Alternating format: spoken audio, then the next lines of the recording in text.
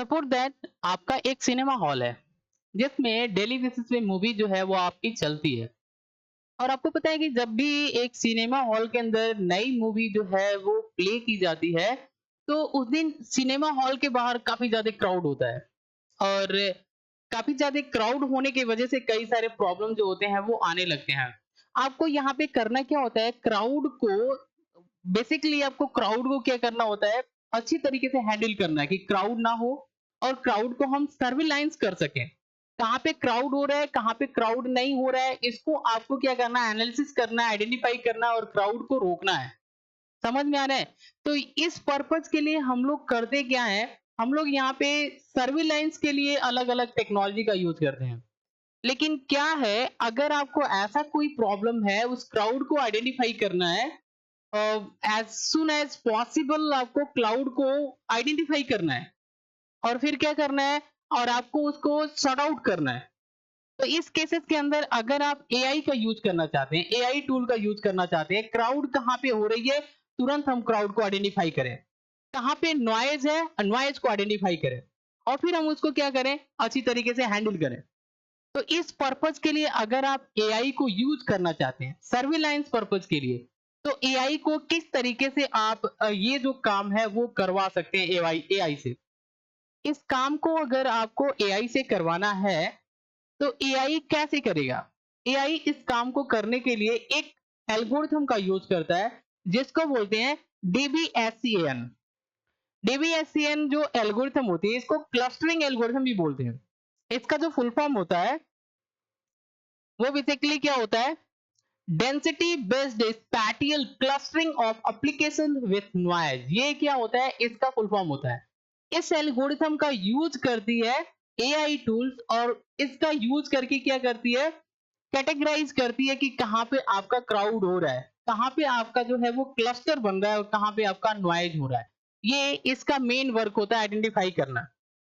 अब यहाँ पे ये जो एल्गोरिथम है ये काम कैसे करता है, ये बेस्ड ऑन द डेंसिटी, जो डेटा की डेंसिटी होती है, डेंसिटी के हिसाब से ये क्या करता है, ग्रुप में या क्लस्टर में उसको डेटा पॉइंट को एक क्लस्टर बना के अलग करता है। अब यहाँ पे जब ये डेंसिटी के हिसाब से क्लस्टरिंग करता है यानी कि ग्रुप बनाता है, तो इसमें टू की पैरामीटर्स होते हैं जिसका ये एल्गोरिथम यूज करता है। कौन कौन सा होता है, एक होता है एप्सिलॉन, ये जो सिंबल है इसको बोलते हैं एप्सिलॉन। एक होता है हमारा मिन पॉइंट्स, इन दो की पॉइंट्स का हेल्प लेता है क्लस्टरिंग बनाने के लिए, यानी कि क्राउड जो होता है डेटा पॉइंट को एक क्राउड में एस्टेब्लिश करने के लिए, क्राउड को क्लासिफाई करने के लिए ये दो की पॉइंट्स का यूज करता है। पहला जो एप्सिलॉन होता है, एक्चुअल में ये होता क्या है, ये हमारी एक सर्किल का रेडियस ही होता है। समझ में आ रहा है, जिसके अंदर हमारी डेटा पॉइंट्स होती है। जैसे मान लीजिए ये हमारा एक रेडियस है, सपोज दैट ये हमारी एक सर्किल है। तो ये सर्किल बनती कैसी है, ये एक रेडियस से बनती है। ये एक रेडियस होता है, इसी रेडियस के बिहाफ पे हम क्या करते हैं, एक सर्किल को ड्रॉ करते हैं। तो ये जो रेडियस होता है ना, ये हमारी क्या होती है, एप्सिलॉन होती है। अब इसके अंदर यहाँ पे कुछ डेटा पॉइंट है, ये हमारी कुछ क्या है, डेटा पॉइंट है, जो कितने हैं, 5 है। तो ये जो 5 डेटा पॉइंट है, 5 डेटा पॉइंट को लेकर के हमने एक सर्किल बनाया। तो ये हमारी क्या है, मिनिमम डेटा पॉइंट है एक सर्किल को बनाने के लिए, ये रिक्वायर्ड है। तो एक्चुअल में ये जो मिनिमम डेटा पॉइंट होता है इसी को बोलते हैं मिन पॉइंट। 5 जो है वो हमारी मिन पॉइंट होती है, यानी minimum data point that are required to create a cluster. समझ में आ रहा है। अब यहाँ पे क्या होता है, इसके बीचों बीच में जो हमारी डेटा पॉइंट होती है जहां से रेडियस बना होता है, ये जो होती है इसको हम बोलते हैं कोर। क्या बोलते हैं, कोर बोलते हैं। बाकी जो हमारे डेटा पॉइंट होते हैं ये सभी के सभी क्या होते हैं, बॉर्डर होते हैं। क्या होते हैं, बॉर्डर। तो यहाँ पे ये जो एल्गोरिथम होती है, कोर डेटा क्या होती है, बॉर्डर क्या होती है, एप्सिलॉन क्या है, और अगर कोई डेटा पॉइंट यहाँ से इस क्लस्टर से बाहर है तो इसको क्या करता है, ये नॉइज बना देता है। क्या करता है, नॉइज। तो नॉइज क्या है, इसको आइडेंटिफाई करता है। तो ये एल्गोरिथम बेसिकली हमारा इसी तरीके से काम करता है, क्राउड को आइडेंटिफाई करना, फिर उसके अंदर कौन सा कोर है, कौन सा है जो डेटा पॉइंट हमारा बॉर्डर है, कौन सा नॉइज है, ये आइडेंटिफाई करने के लिए हेल्प करता है। अब यहाँ पे क्या होता है, जब यहाँ पर हमारे पास कोई प्रॉब्लम आता है या जैसे डेटा पॉइंट हमारे पास है, उस डेटा पॉइंट के हिसाब से हमको करना क्या है, क्लस्टरिंग बनाना है, यानी कि क्राउड बनाना है। उसमें कोर कौन सा है, कौन सा बॉर्डर है, कौन सा नॉइज है, ये आइडेंटिफाई करना है based on the given algorithm. तो हम लोग करते क्या है, यहाँ पे जो हमारी डेटा पॉइंट है, जैसे मान लीजिए P1 है, P2 है, P3 है, P4 है, P5 है, P6 है, P7, ये हमारी डेटा पॉइंट है। इन सारे डेटा पॉइंट का यहाँ पे x एंड y में वैल्यू दिया है। P2 का x वैल्यू 6 है, y वैल्यू हमारा 3 है। इसी तरीके से सारे डेटा पॉइंट का x एंड y में वैल्यू दिया है। तो अब हम लोग करते क्या है, यहाँ पे हमको देखना है कि P1, P2, P3 क्या यहाँ पे 3 या 4 डेटा पॉइंट लेकर के एक क्लस्टर बना रहे हैं क्या। तो इसको अगर हमको यहाँ पे आइडेंटिफाई करना है, देखना है, तो हम लोग सबसे पहले हम क्या करते हैं, इक्लूडेंट डिस्टेंस फाइंड करते हैं, यानी कि दो डेटा पॉइंट के बीच में डिस्टेंस कितना है, ये हम लोग फाइंड करते हैं।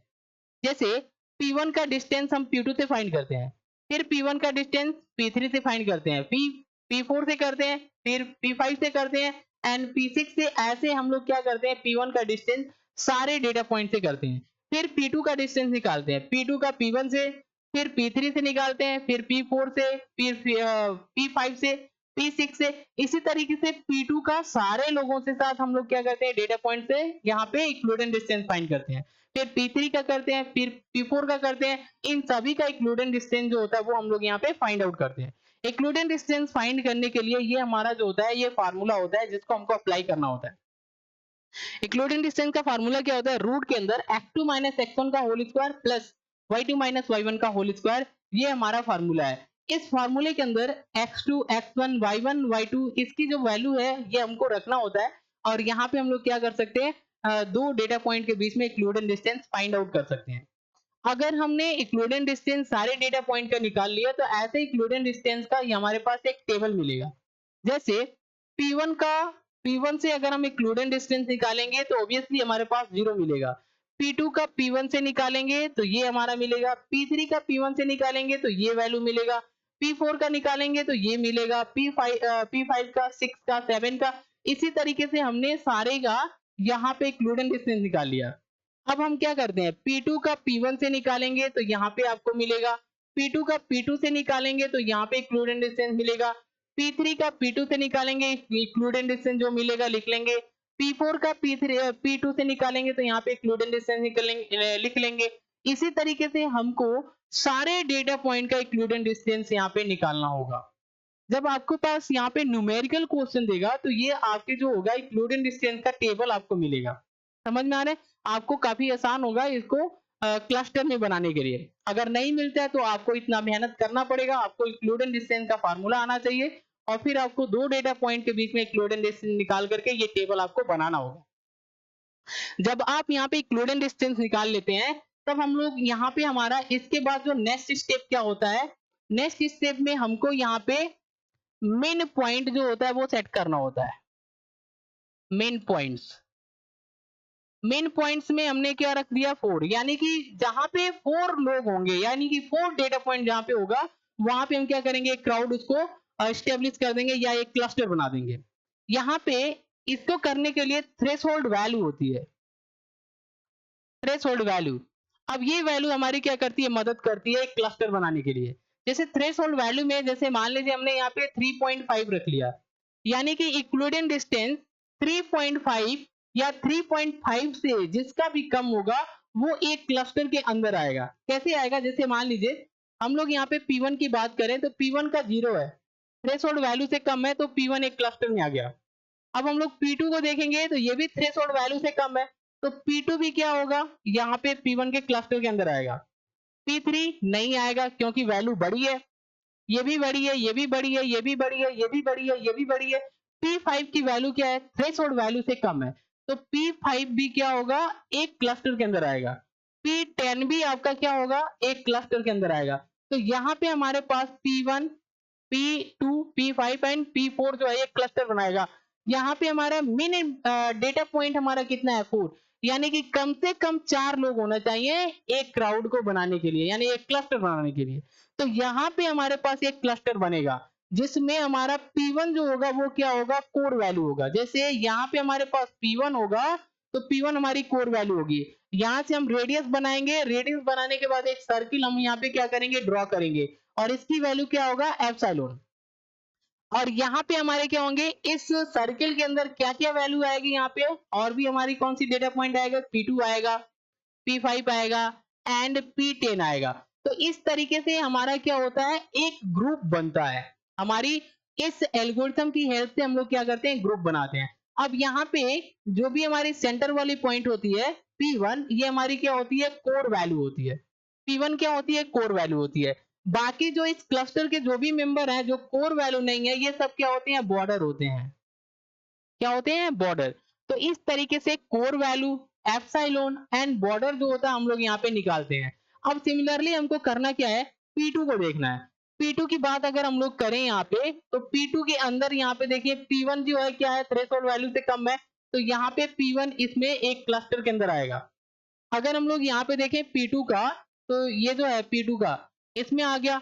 अब यहाँ पे देखिए P3 की बात करें हम लोग, यहाँ पे ये P2 सेक्शन के अंदर देखेंगे, सॉरी यहाँ पे नहीं, P2 सेक्शन में देखेंगे यहाँ पे, तो यहाँ पे जो आपकी है P2, यहाँ पे P1 का आपका क्या है, ये क्लस्टर के अंदर आएगा, क्या है, P1 भी आएगा। अब यहाँ पे अगर हम लोग बात करते हैं P3 का, इसमें वैल्यू कितना है हमारा, यहाँ पे 3.5 है, तो यहाँ पे P3 भी आएगा। P4, P5, P6, P7 जो हमारा कितना है, 10.2 है, तो ये नहीं है, ये 8 पॉइंट है, ये 9 है, यानी कि ये सारे के सारे जो वैल्यू है ये आपकी थ्रेशोल्ड वैल्यू से अधिक है। तो यहाँ पे इस ग्रुप के अंदर P2, P1 एंड P3 आ रहा है, तो यहाँ पे ये क्लस्टर नहीं बनाएगा। क्यों, क्योंकि यहाँ पे मिनिमम जो हमारी डेटा पॉइंट होना चाहिए कितना, 4, तो 4 नहीं है, तो ये क्लस्टर का फॉर्मेशन नहीं होगा। ऐसे हम क्या करेंगे, P3 में देखेंगे, P3 के अंदर यहाँ पे P3 तो आएगा। यहाँ पे अगर हम लोग P2 की बात करते हैं यहाँ पे, तो यहाँ पे P2 की बात करें यहाँ पे, तो यहाँ पे जो P1 है, सॉरी यहाँ पे P1 जो है, यहाँ पे P1 आपका आएगा, कितना आएगा, P1 आएगा। P2 की बात करेंगे हम लोग यहाँ पे, तो नहीं आएगा। P3 जो है वो तो आएगा ही आएगा, क्योंकि P3 की वैल्यू 0 है। यहाँ पे P4 देखेंगे अधिक है, ये आपका P5 आएगा इसमें। P5 जो है वो क्या है, वो आएगा इसमें, P1, P3, P5 आ गया, P5 आ गया। P7 की वैल्यू कितनी अधिक है, P4 की वैल्यू हमारा कितना है, 4.5 है। P7 सॉरी, P7 की वैल्यू 4.5 है, तो P7 भी आएगा। P7 के बाद 8, 9 ये देखिए नहीं आएगा, तो यहाँ पे P1, P3, P4, P7, तो यहाँ पे मिनिमम आपके कितने हैं, 4 हो गए। तो यहाँ पे क्या होगा, एक क्लस्टर बनाएगा। अब अगर हम लोग बात करें यहाँ पे, तो P1 है जो इसमें भी है और यहाँ भी है, इसके बाद क्या है, P3 है, P2 है, नहीं है, तो P1 को हमको क्या करना है, यहाँ पे लेना है, P1 को लेना है और यहाँ पे एक सर्किल ड्रॉ करना है। P1 को लेना है, एक सर्किल ड्रॉ करना है, जिसके अंदर हमारा और भी पॉइंट, डेटा पॉइंट आएगा। कौन कौन सा आएगा, P3 आएगा, यहाँ पे क्या आएगा, P2 आएगा, और कौन सा आएगा, P7 आएगा। P3 आएगा, P2 नहीं आएगा, यहाँ पे कौन सा आएगा आपका, P5 आएगा एंड P7 आएगा। अब यहाँ पे जो होगा P5, P7, यहाँ पे जो होगा कोर जो होगा वो हमारा क्या होगा, 3 होगा। P3 जो होगा वो क्या होगा, कोर होगा। P3 क्या होगा, वो हमारा कोर होगा। बाकी जो होंगे वो क्या होंगे, बॉर्डर होंगे। तो इस तरीके से क्या होता है, हमारा एक ग्रुप बनता है। ग्रुप के अंदर हम लोग यहाँ पे बॉर्डर को एंड यहाँ पे जो होता है हम लोग क्या करते हैं, नॉइज को आइडेंटिफाई करते हैं। जैसे मान लीजिए हमारा सर्किल के अंदर ग्रुप बना, कोई वैल्यू ऐसी है जो P8 जो है वो हमारा यहाँ पे आ रहा है बाहर, P8 हमारा क्या है, बाहर आ रहा है, ग्रुप से बाहर, तो ये क्या हो जाएगा, नॉइज हो जाएगा। ये क्या हो जाएगा, नॉइज। क्लियर, तो ये हमारा क्या हो जाएगा, नॉइज हो जाएगा। तो इस तरीके से हम लोग क्या करते हैं, एक क्लस्टर बनाते हैं, और यहाँ पे बॉर्डर, यहाँ पे क्लस्टर, यहाँ पे ये सारी चीज वैल्यू निकालते हैं। अब यहाँ पे जो कोर वैल्यू होती है, ध्यान से देखिएगा, जो भी हमारी कोर वैल्यू होती है जो हमने अभी निकाला, कोर वैल्यू में जैसे हमारे पास यहाँ पे P1 आया एंड यहाँ पे हमारे P3 को लेकर के एक वैल्यू, ये एक सर्किल बन रहा था हमारा, तो P3 भी हमारा क्या होगा, क्लस्टर होगा। बॉर्डर क्या होगा, जो ग्रुप के मेंबर होते हैं वो क्या होते हैं, बॉर्डर होते हैं। और नॉइज क्या होता है, जो ग्रुप के मेंबर नहीं है। सपोज दैट यहाँ पे मान लीजिए P8 जो है वो हमारा क्लस्टर का पार्ट नहीं था, बाहर आ रहा था, तो ये क्या हो जाएगा, ये हमारा नॉइज हो जाएगा। जैसे यहाँ पे आप देख रहे हैं तो ये सेंटर वाली पॉइंट जो होती है P1 ये हमारा कोर होता है या क्लस्टर होता है, ये हमारा क्या होता है बॉर्डर होता है, ये P5 भी बॉर्डर है, P2 क्या है बॉर्डर है।